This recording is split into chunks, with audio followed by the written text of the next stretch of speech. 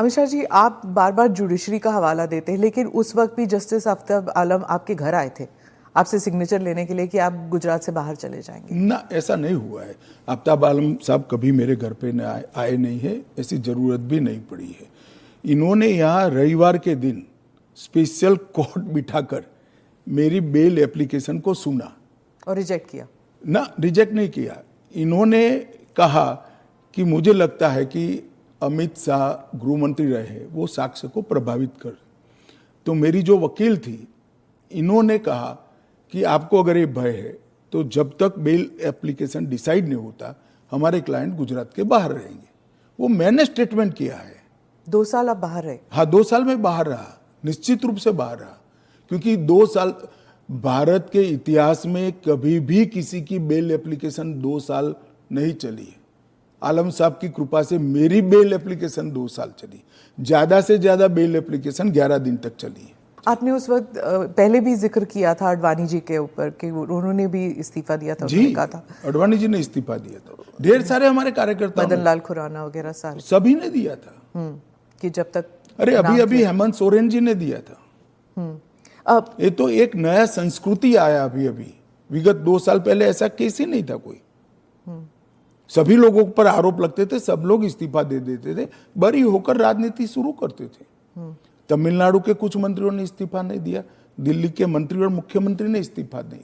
और अगर इस तरह से इस समाज जीवन का, नैतिकता का स्तर आप राजनीति का और समाज जीवन का नीचे ले जा रहे हैं, इससे हम सहमत नहीं हैं।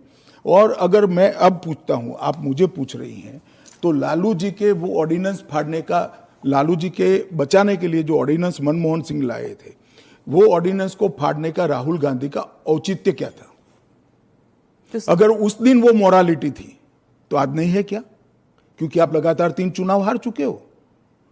मोरालिटी के स्टैंडर्ड्स चुनाव के जय पराजय के साथ जुड़े नहीं है। मोरालिटी के स्टैंडर्ड्स सूर्य और चंद्र की तरह हमेशा अपनी जगह पे स्थिर रहने चाहिए। तो क्या आप कह रहे हैं कि राहुल गांधी कॉम्प्रोमाइज हो गए हैं आरजेडी के लिए? नहीं, मुझे कहने की कहां जरूरत है। उनके 2 चीजों को वो कैसे जस्टिफाई करेंगे? मैंने तो आज पूछ लिया, आप इनका इंटरव्यू कर पूछ लो उनको। तो आपके जो एनडीए के जो पार्टीज हैं, क्या वो सब सहमत है इस जी सर, बिल को लेकर? सब चंद्रबाबू नायडू, नीतीश कुमार, सब सहमत है। सब आप पर इस मॉनसून सेशन में वो इतने आगे तो नहीं आए आपको डिफेंड करने के लिए, आप अकेले नजर आए। नहीं, आगे आने का मौका ही नहीं आया, बहस ही नहीं होने दी। जब जेपीसी होगी, जब बहस होगी और फिर पार्लियामेंट में बहस होगी, तो सभी दल अपना अपना पक्ष रखेंगे। फिर आप पर पर्सनल अटैक हुआ, माइक हाथ में पकड़ा। देखिए, पार्लियामेंट किस तरह से चलनी चाहिए वो अकेला सत्ता पक्ष तय नहीं कर सकता। किसी भी बिल के लिए या संवैधानिक संशोधन के लिए स्वस्थ बहस का वातावरण अगर विपक्ष नहीं बनाता है तो देश की जनता देख रही है कि पद्धति ठीक है क्या। इस बिल पर जब तय था कि बिल अभी पारित नहीं होना है, जेपीसी में जाना है, मैंने बीच में ही खड़े होकर इसकी घोषणा कर दी थी। तो विपक्ष इस बिल पर अपना विचार रख सकता था या नहीं रख सकता, मुझे जवाब देना पड़ता। फिर तो बिल जाता जेपीसी में, उस दिन पास नहीं होना था। मैंने पहले ही घोषणा कर दी थी कि इस बिल को सरकार ने तय किया है कि ये जेपीसी में जाएगा। दोनों सदन का जेपीसी बनेगा। 21 सदस्य लोकसभा के होंगे, 10 सदस्य राज्यसभा के होंगे, 31 सदस्य प्रोरेटा सभी दलों से आएंगे। क्या ये बिल पास हो जाएगा? मुझे तो विश्वास है हो जाएगा। कांग्रेस पार्टी में ही और विपक्ष में ही कई लोग ऐसे निकलेंगे जो मोरालिटी का सपोर्ट करेंगे, मॉरल ग्राउंड को बनाए रखने के लिए सपोर्ट करेंगे। और फ्रेम है ये जेपीसी के अध्यक्ष जो बनेंगे उस पर निर्भर होगा। वो जब चर्चा समाप्त करेंगे तुरंत हम तो अगले सप्ताह में ले आएंगे। ऑपोजिशन कहती है कि जो पार्लियामेंट के अंदर सीआईएसएफ को लगाया गया है, इसकी वजह से लेजिटिमेट प्रोटेस्ट नहीं हो पा रहे और वो फोर्सिबली लोगों को बाहर किया जाता है जब प्रोटेस्ट करते हैं तो वेल ऑफ द हाउस से। पहली एक बात की स्पष्टता आप समझ लीजिए, पार्लियामेंट के अंदर कोई भी फोर्स पार्लियामेंट की और गृह के अंदर सदन की सुरक्षा में वो स्पीकर के अधीन होती है। इसमें फोर्स का महत्व नहीं होता है। पहले भी दिल्ली पुलिस के जवान थे, अब सीआईएसएफ मार्शल्स थे ना हाँ, पहले। तो वही मार्शल्स होते हैं, आज भी मार्शल्स ही है। वो जैसे ही संसद की सुरक्षा विंग में आते हैं, वो सीआईएसएफ या दिल्ली पुलिस के जवान नहीं रहते, वो मार्शल माने जाते हैं और वो स्पीकर के तहत होते हैं। मार्शल सदन के अंदर तभी प्रवेश करते हैं जब स्पीकर उनको ऑर्डर करे। एक बात, ये जो बदलाव हुआ है वो एक बड़ी दुर्घटना हुई थी।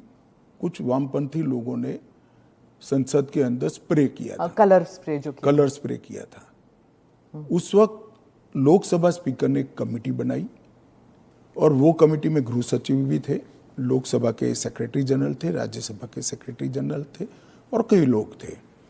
उन्होंने मिलकर ये तय किया कि किसी ने किसी एक सीएपीएफ ने स्पेशल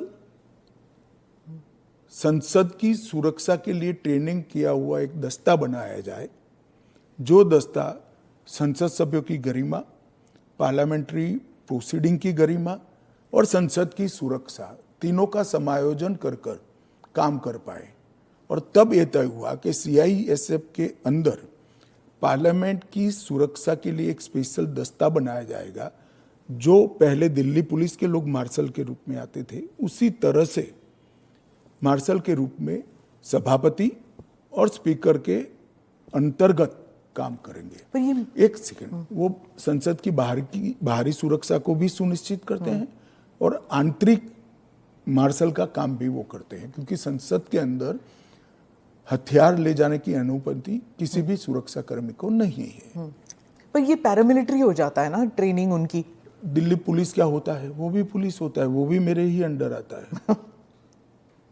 इनको बहाना चाहिए और वो एक प्रकार की भ्रांति जनता में खड़ी करना चाहते हैं, मगर वो निश्चित रूप से सफल नहीं होंगे, क्योंकि जनता से सीधा इंटरेक्शन उनसे कई गुना ज्यादा हमारा है। हम जनता से बात करते हैं, ऐसे ही आकर यहां नहीं बैठ गए हैं। मगर 3 चुनाव हारने के बाद मुझे लगता है फ्रस्ट्रेशन का जो लेवल है, वो सामान्य विचार विवेक जो होता है